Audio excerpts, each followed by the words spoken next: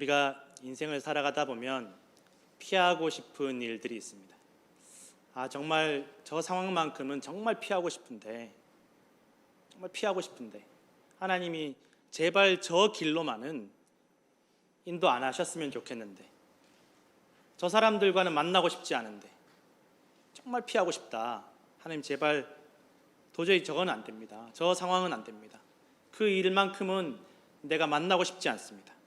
라고 간절히 소원하는 일들이 있을 수 있습니다. 정말 전쟁처럼, 피할 수 없는 전쟁처럼 이기지 않으면, 승리하지 않으면 죽을 수밖에 없는, 살아남기 위해서는 반드시 이겨야만 되는 피할 수 없는 전쟁이 우리 인생 가운데 다가올 때가 있다라는 것입니다. 오늘 이스라엘 백성들도 정말 피하고 싶은, 40년 전이나 지금이나 여전히 피하고 싶은 그런 존재를 만나게 됩니다. 가나안에 사는 민족들이 너무너무 강력해서 이스라엘 백성들이 두려웠습니다. 하나님께서 주시겠다고 분명히 약속하셨지만 인간적으로 드는 두려움은 또 아무리 계산을 해봐도, 논리적으로 생각을 해보고 계산을 해봐도 계산이 나오지 않습니다. 저 사람들과 우리가 어떻게 싸워서 이길까? 저 땅을 우리가 어떻게 싸워서 이길까? 그냥 하나님께서 거저 주시면 몰라도 저 땅에 들어가서 우리 보고 싸워서 얻으라고 하시는데, 승리하게 해주시겠다고는 하시지만 도저히 자신이 없는 거예요. 이길 자신도 없고 그들을 만날 자신도 없고 그들 앞에 설 자신이 너무너무 없는 것입니다. 그래서 사실은 40년을 방황했습니다. 피했습니다. 그렇게 40년간 가나안과의 싸움을 피했지만, 가나안에 들어가는 것을 피했지만 이제 더 이상 피할 수 없도록 하나님께서 인도하고 계십니다. 그냥 하나님, 광야에서 그냥 만나 먹으면서 조금 더 견딜 수도 있을 텐데, 아니면 다시 그냥 애굽 땅으로 돌아갈 수도 있을 텐데, 꼭 가나안이어야만 하는 이유가 무엇인지 알지도 못한 채로 이스라엘 백성들이 그 가나안을 향해서 나아가게 또 명령하시는 것입니다. 사실은 그 애굽에서 나올 때, 그리고 40년 광야 생활 동안 그들을 잘 인도했던 그 지도자였던 모세가 이 가나안을 눈앞에 두고 세상을 떠났습니다. 모세라도 있으면, 그래도 그 어려운 시절 같이 지냈던 모세라도 있으면, 동고동락했던 모세라도 있으면 한번 싸워라도 볼 텐데, 용기라도 내볼 텐데, 모세도 없고 이제 지휘자가 된 지 얼마 되지 않은 여호수아와 함께 전쟁을 치러야 한다는 것이 너무너무 막막한 것입니다. 그런데 하나님께서 모세의 장례가 끝나자마자 여호수아를 통해서 하시는 말씀이, 너희가 3일 안에 저 요단강 건널 것이다. 이해가 되지 않는 것이 하필 이때 요단강이 물이 넘치는 시기였다라는 것입니다. 요단강에 물이 넘칠 때에는 여러분, 쓰나미처럼 물이 밀려 내려옵니다. 근처에도 가면 안 됩니다.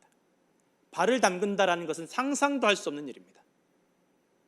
때도 맞지 않는데 저렇게 강력한 군사들이 있는 그 땅에, 준비하고 있는 땅에 가서 싸워서 이기라는 것입니다. 이기게 해주시겠다라는 것입니다. 도무지 비이성적이고 비합리적이고 이해할 수 없는 명령을 하나님께서 하시더라는 것입니다. 그런데 이스라엘 백성들이 40년과는 다른 모습을 보입니다. 40년 전에 그들이 애굽에서 나와서 홍해 앞에 섰을 때, 아니 왜 우리를 이 막다른 골목에 몰아넣어서 죽지도 살지도 못하게 하냐, 죽이려고 우리를 여기로 몰아오셨냐라고 불평하고 원망하던 이스라엘 백성들의 모습이 없었습니다. 가나안 땅을 향해서 가면서 40년간 광야 생활하면서 그렇게 원망하고 의심하고 불평하던 이스라엘 백성들의 모습을 더 이상 찾기가 어렵다라는 것입니다. 아무도 불평하지도 원망하지도 의심하지도 않았습니다. 하나님께서 이 쓰나미처럼 흐르는 요단강을 건널 때, 여리고성을 얻을 때 이스라엘 백성들에게 요구한 것이 특별한 것이 아니었습니다. 야, 너희가 저 물이 거세니까 뭐 하다못해 뚝이라도 쌓아서 물을 막아봐라, 뗏목이라도 만들어서 물을 건널 준비를 해라, 아니면 좀 몇 달 기다리고 좀 기다려서 물이 좀 줄어들 때를 기다려라라고 하지 않으셨습니다. 너희가 언약궤를 따라서 순종하며 앞으로 나아가라. 너희가 하나님 앞에서 거룩하고 성결해라. 몸과 마음을 준비해서 하나님의 백성답게 담대하게 언약궤를 따라가라. 말씀을 따라 순종해라 라고 말씀하셨다라는 것입니다. 비이성적입니다. 비상식적입니다. 도무지 그냥 몸과 마음을 거룩하고 성결하게 한다고 해서 그 물을 건널 길이 없어 보이지만 하나님께서 요구하신 것이 그것 하나였습니다. 믿어라, 의지해라, 신뢰해라.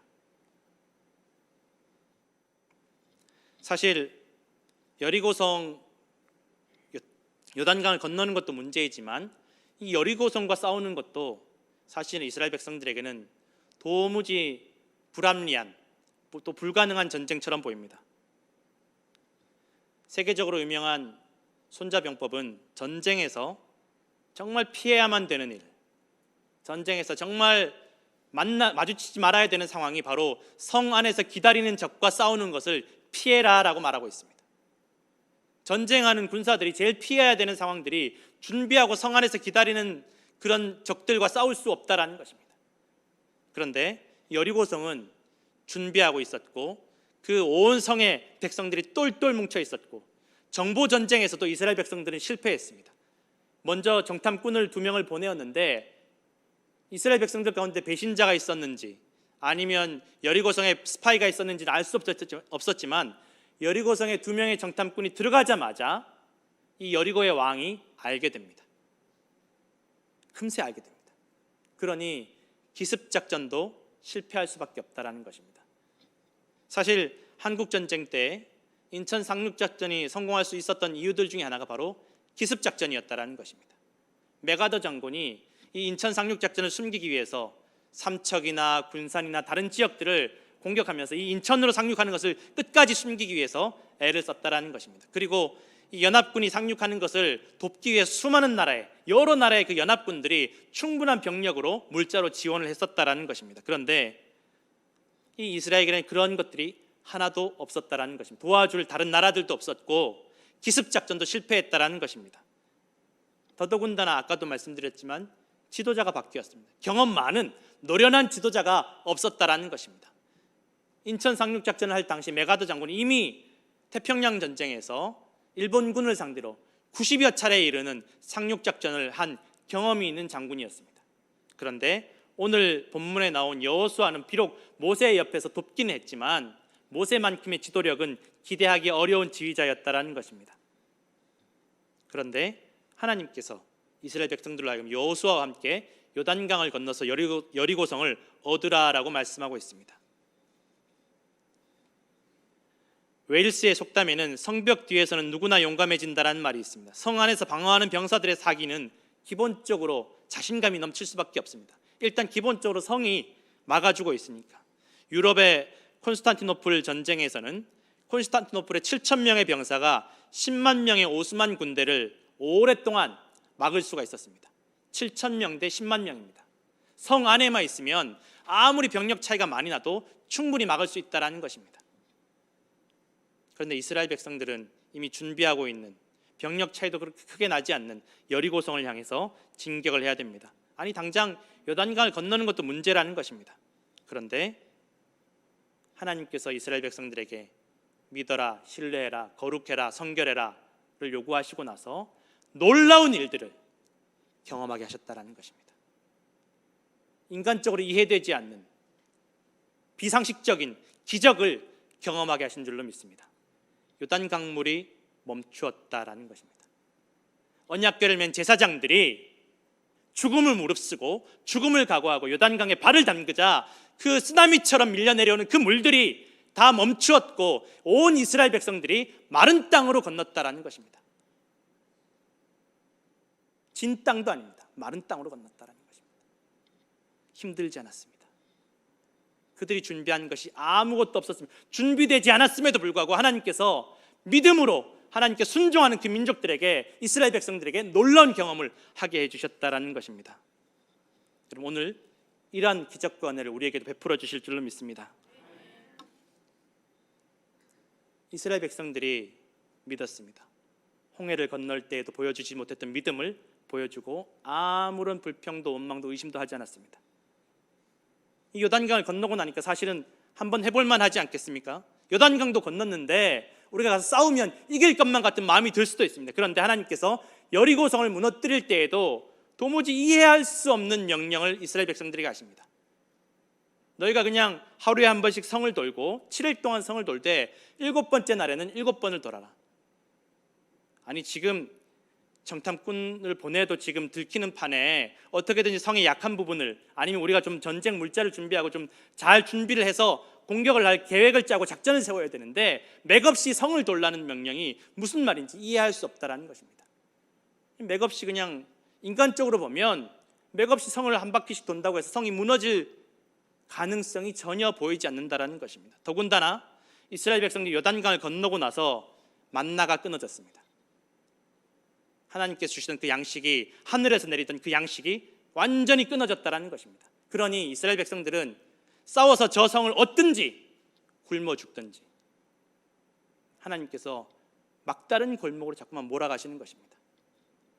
왜 하나님 전쟁에서 승리할 때까지만이라도 만나를 좀 주시지?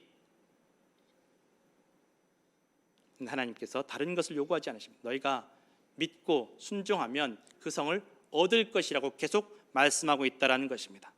도무지 전쟁의 기본이 안 되어 있고 여리고성 사람들이 보기에는 어쩌면 제정신이 아닌 것처럼 보일 수 있는 그러한 행동을 이스라엘 백성들에게 요구하셨다는 것입니다. 우리가 살아가면서 여러분, 하나님께서 이 세상 가운데, 이 현실 가운데 정말 피할 수 없는 전쟁 같은 고난과 환난을 당할 때 하나님께서 우리에게 요구하시는 것은 하나입니다.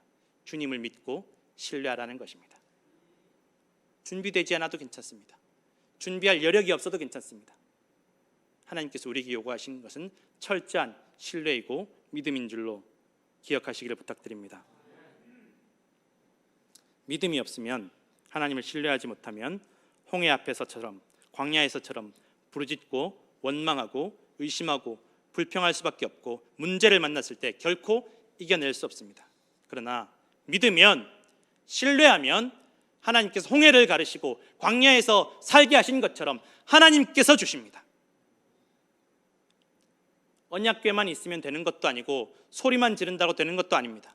사무엘 선지자가 아직 어릴 때, 엘리 제사장이 이스라엘을 다스릴 때 블레셋과의 전쟁에서 이스라엘 백성들이 옛날에 우리가 언약궤를 가지고 여리고성을 돌 때 우리가 그냥 힘을 들이지 않고 그 성을 얻었으니까 우리가 똑같이 하면 되지 않겠나, 그래서 언약궤를 가지고 블레셋과의 전쟁에 나왔습니다. 그런데 믿음이 없으니까, 믿음 없이 언약궤만 가지고 나오니까 언약궤도 빼앗기고 전쟁에 실패했다라는 것입니다. 하나님께서 우리에게 요구하시는 것이 무엇입니까? 우리의 마음이고 신령과 진정으로 드리는 예배인 줄로 믿습니다. 어떤 목사님의 간증을 들은 적이 있습니다. 제가 이 간증을 들으면서 너무 저도 반성을 많이 하고 회개를 많이 했는데, 이 목사님이 아버님도 목사님이었습니다.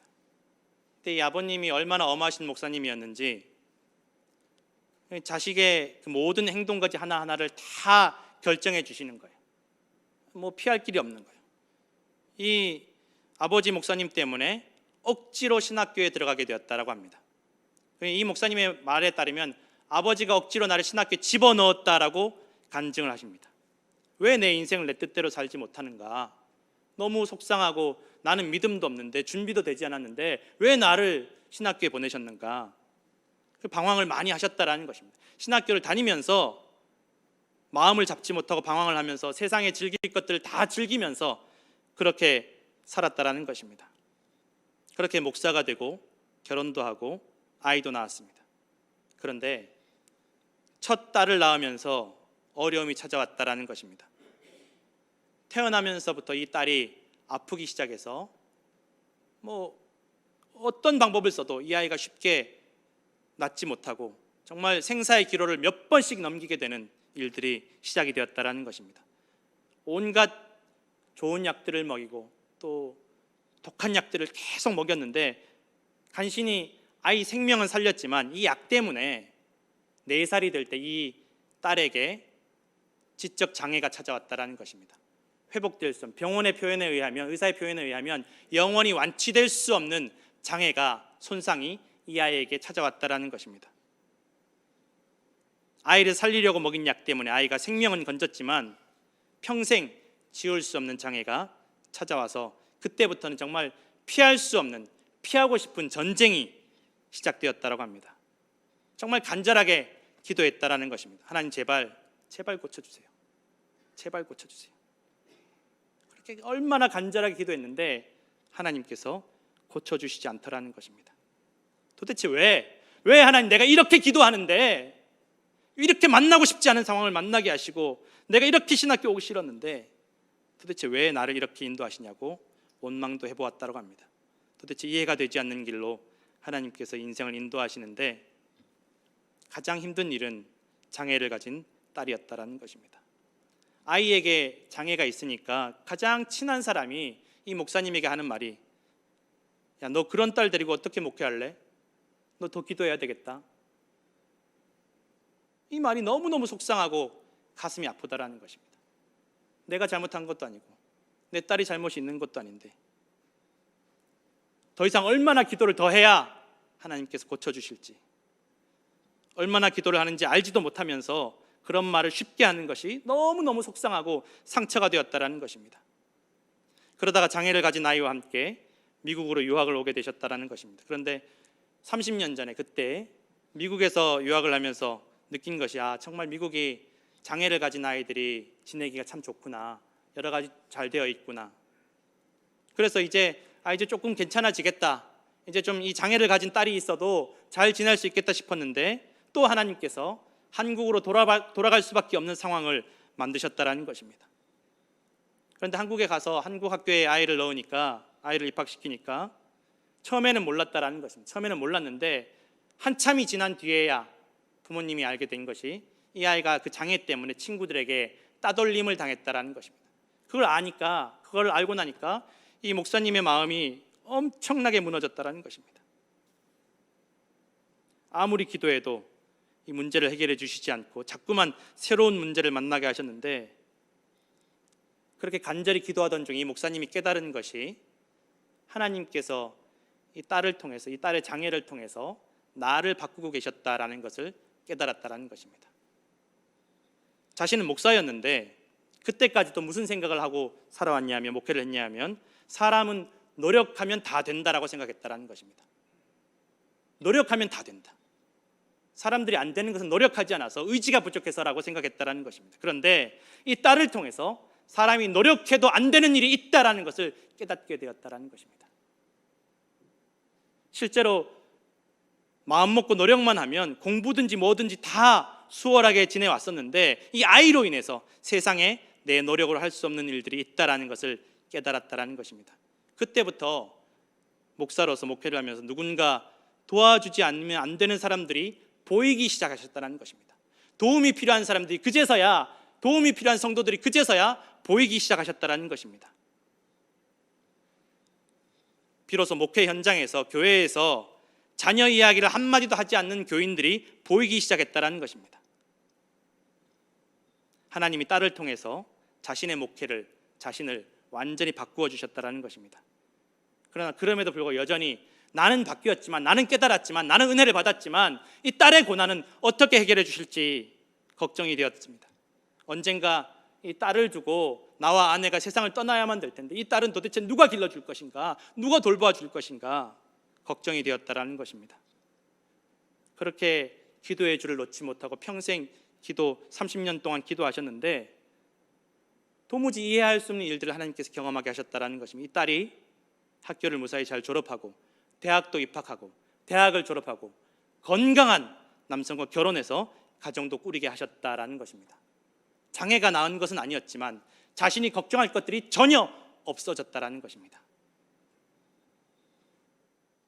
하나님께서 때로 우리를 이해할 수 없는 상황으로 인도하실 때가 있고 간절히 기도하는 기도를 들어주시지 않을 때가 있을지도 모르겠습니다. 상식적이고 합리적인 길도 있는데 굳이 이 불가능한 전쟁 같은 상황 속으로 인도하시는 것처럼 느낄 수도 있습니다. 그러나 여러분, 하나님을 신뢰하면, 하나님을 믿으면 하나님께서 책임져 주시고 승리하게 하시고 여리고성을 얻게 하실 줄로 믿으시기를 부탁드립니다. 이 목사님이 또 감사한 것이, 이 딸이 항상 기도 제목을 하나님 제발 저 고쳐주세요라고 기도 제목을 올리는데 그 기도 제목을 올릴 때마다 마음이 아프고 무너졌었는데 문득 깨달은 것이 이 딸이 문제가 생겼을 때, 어려운 일이 생겼을 때 하나님 의지하는구나, 하나님께 기도하는구나. 이것이 얼마나 감사한 일인가. 내가 세상을 떠날지라도 이 딸이 하나님 붙잡고 기도하면서 이 세상을 살아갈 수 있겠다라는 확신이 생기더라는 것입니다. 여러분, 하나님을 신뢰하시기를 부탁드립니다. 눈에 보이는 것 의지하지 마시고, 흔들리지 마시고, 낙심하지 마시고, 오늘도 지금까지 우리를 도우시고 인도하신 에베네셀의 하나님을 믿고 의지하시기를 부탁을 드립니다. 고린도전서 1장 18절의 말씀입니다. 십자가의 도가 멸망하는 자들에게는 미련한 것이요 구원을 받는 우리에게는 하나님의 능력이라. 여러분, 우리가 신앙생활하는 것, 기도하는 것, 예배하는 것, 세상 사람들이 보았을 때, 믿음 없는 사람들이 보았을 때는 너무나 미련하고 어리석은 것처럼 보일 수 있지만 하나님께서 우리에게 능력을 주시는 것을 누리시기를, 경험하시기를 부탁을 드립니다. 십자가의 능력이 오늘 우리 모든 성도들의 인생 가운데 나타나실 줄로 믿습니다. 기도하겠습니다.